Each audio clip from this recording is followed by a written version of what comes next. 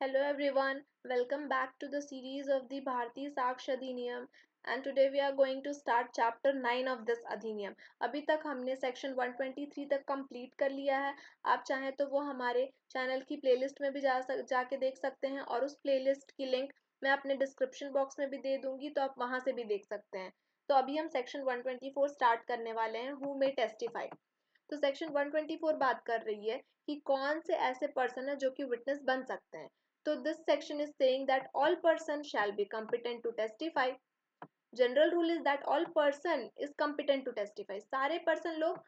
सारे पर्सन जो हैं वो विटनेस बन सकते हैं अनलेस जब तक कि कोर्ट को ये लग रहा है कि because of some tender years या एक्सट्रीम ओल्ड एज या किसी डिजीज के वजह से जो कि बॉडी माइंड या किसी अदर काइंड का हो सकता है, इन रीजंस के वजह से they are prevented from understanding the question. या तो उन्हें क्वेश्चन समझ नहीं आ रहा है या तो फिर वो एक रैशनल आंसर नहीं दे सकते उन क्वेश्चन का. तो सिर्फ उन रीजंस के वजह से उस पर्सन को कॉम्पिटेंट विटनेस बनने से रोक दिया जाएगा. Otherwise, general rule is that every person can be a competent witness. Explanation is saying that a person of unsound mind is not incompetent to testify. See, यहाँ पर ये बात कही जा रही है कि जो एक अनसाउंड माइंड का पर्सन होता है he is also a competent witness unless या तो वो अनसाउंडनेस ऑफ माइंड की वजह से या फिर अनसाउंडनेस ऑफ माइंड की वजह से या तो वो प्रॉपर तरीके से क्वेश्चन नहीं समझ पा रहा है या तो वो रैशनल आंसर नहीं फॉर्म कर सकता है.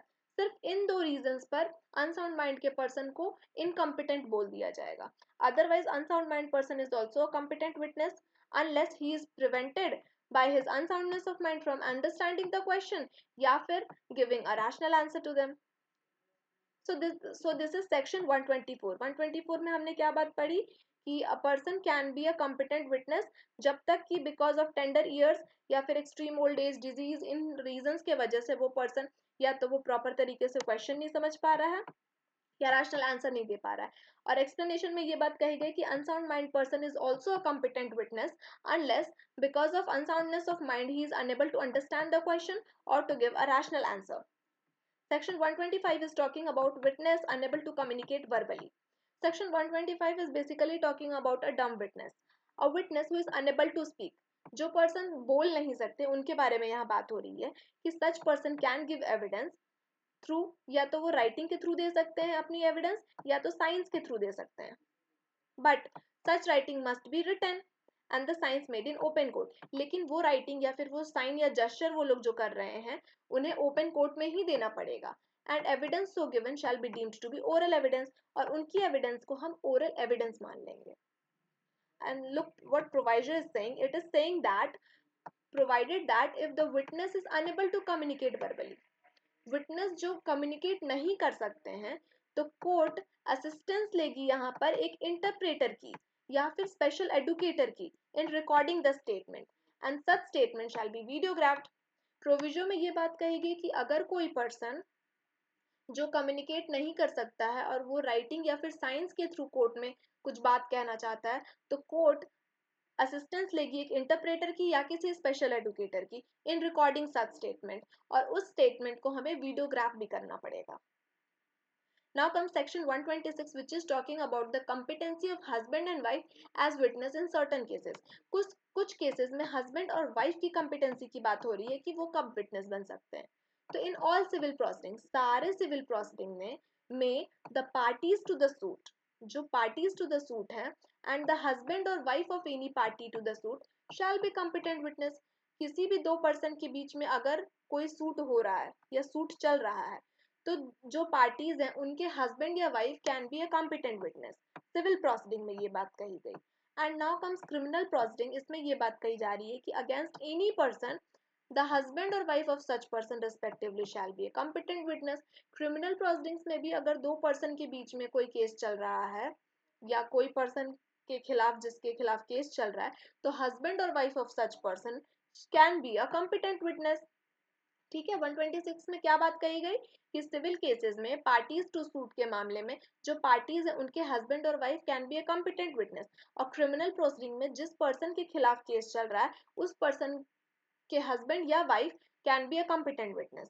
This is section 126. Now comes section 127. It is talking about judges and magistrates. कब judge and magistrate की statement relevant हो जाती है in giving a witness, in becoming a witness. So section 127 is saying that no judge or magistrate shall be compelled to answer any question as to his own conduct in court as such judge or magistrate.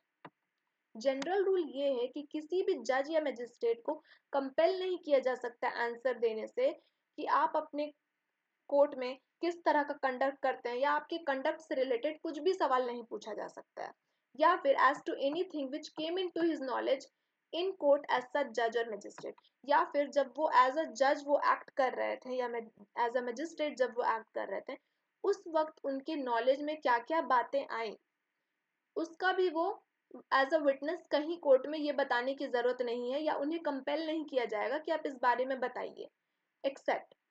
अब यहाँ पे एक exception है कि अगर कोई special order आया है उनके खिलाफ by some court to which he subordinate, मतलब उस जज या मजिस्ट्रेट के सुपीरियर ऑफिसर ने, मतलब सुपीरियर कोर्ट ने अगर कोई स्पेशल ऑर्डर दी है, so he may be examined as to other matters which occurred in his presence while he was so acting. तो जब वो एज अ जज किसी कोर्ट में काम कर रहे थे तो उस दौरान क्या क्या चीजें हुई, क्या अदर मैटर्स दे थे जो उनके प्रेजेंस में हुए हैं, उससे रिलेटेड एक स्पेशल ऑर्डर देके एक सुपीरियर कोर्ट उनसे क्वेश्चन कर सकती है। Now comes the illustration. Illustration A says that A, on his trial before the court of session, says that a deposition was improperly taken by B. ए की trial चल रही थी कोर्ट ऑफ सेशन के सामने और उसने ये बात कही कि जो डिपॉजिशन है उसे इम्प्रॉपरली लिया गया है बी के सामने। बी एक मजिस्ट्रेट है, तो B can not be compelled to answer question as to this except upon special order of the superior court. B को यहाँ कंपेल नहीं किया जा सकता है कि आप अपने कंडक्ट से रिलेटेड बताइए कि at the time of the court आपका क्या कंडक्ट रहा था, अनलेस अगर कोई सुपीरियर कोर्ट उन्हें कंपेल ना करे। Illustration B is saying that A is accused before the court of session. A यहाँ पे accused है in court of session of having giving false evidence, जिसमें उसने false evidence दिया है before B. B एक magistrate है. B cannot be asked what A said. B को ये compel करके नहीं पूछा जा सकता है कि A ने क्या बात कही थी during the trial या at the time आप जब court में थे, except upon the special order of superior court. I hope ये एग्जाम्पल्स बहुत ही क्लियर हैं आपके सामने। Now comes illustration C, it says that A is accused before the court of session. हर बार ए ही एक्यूज बनता है, कुछ तो गलती होगी उससे। तो A is accused in a court of session for attempting to murder a police officer.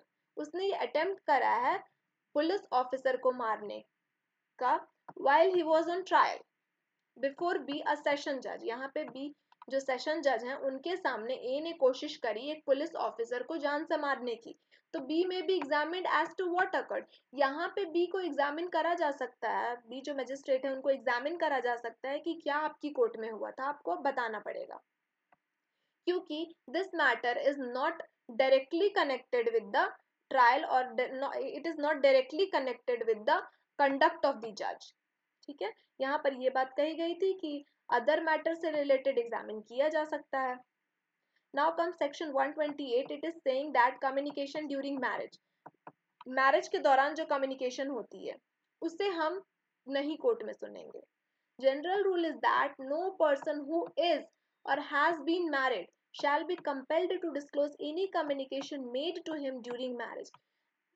Marriage के दौरान जो भी बातें हस्बैंड वाइफ के बीच में हुई है उस कन्वर्सेशन को डिस्क्लोज नहीं किया जा सकता है, या उस कन्वर्सेशन को डिस्क्लोज करने के लिए कोर्ट कंपेल नहीं कर सकती है किसी भी पर्सन को to whom he is or has been married, nor shall he be permitted to disclose any such communication. ना तो उस पर्सन को कंपेल किया जाएगा, ना तो उसे परमिशन दी जाएगी कंपेल कोर्ट में कम्युनिकेशन प्रेजेंट करने की, unless the person who made it और his representative in interest consent. जब तक कि जिस पर्सन ने वो कम्युनिकेशन करी है या तो उस पर्सन की रजामंदी ना रहे या फिर उसके रिप्रेजेंटेटिव इन इंटरेस्ट की रजामंदी ना रहे। एक्सेप्ट इन सूट बिटवीन मैरिड पर्सन, अब जहाँ पे सूट है हस्बैंड और वाइफ के बीच में ही सूट चल रही है या कोई प्रोसीडिंग ऐसी चल रही है जिसमें one married person is prosecuted for any crime committed against the other, मतलब या तो सिविल केस में हस्बैंड वाइफ के बीच कोई केस चल रही है या तो किसी क्रिमिनल प्रोसीडिंग में एक पर्सन को प्रोसिक्यूट कर दिया गया है फॉर द क्राइम जो दूसरे पर्सन मतलब हस्बैंड या वाइफ के बीच की ही ये भी एक सूट हुई, प्रोसीडिंग हुई जिसमें एक पर्सन एक्यूज्ड है, दूसरे पर्सन ने उस पर केस करा है, क्रिमिनल केस। तो इन मामलों में भी कम्युनिकेशन डिस्क्लोज किया जा सकता है। तो किन ग्राउंड्स पे कम्युनिकेशन डिस्क्लोज किया जा सकता है? पहला तो अगर सिविल सूट है आपस में उन लोगों के बीच, या फिर कोई प्रोसीडिंग चल रही है, या तो फिर किसी एक पार्टी ने परमिशन दे दी है कि हाँ आप हमारे बीच की कम्युनिकेशन डिस्क्लोज कर सकते हैं, या फिर उस पर्सन का रिप्रेजेंटेटिव इन इंटरेस्ट जो है that person has given the consent.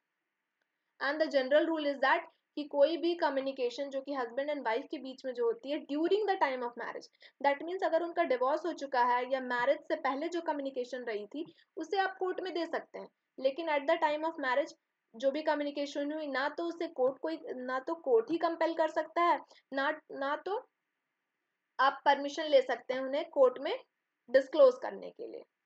Section 129 is saying that evidence as to affairs of the state.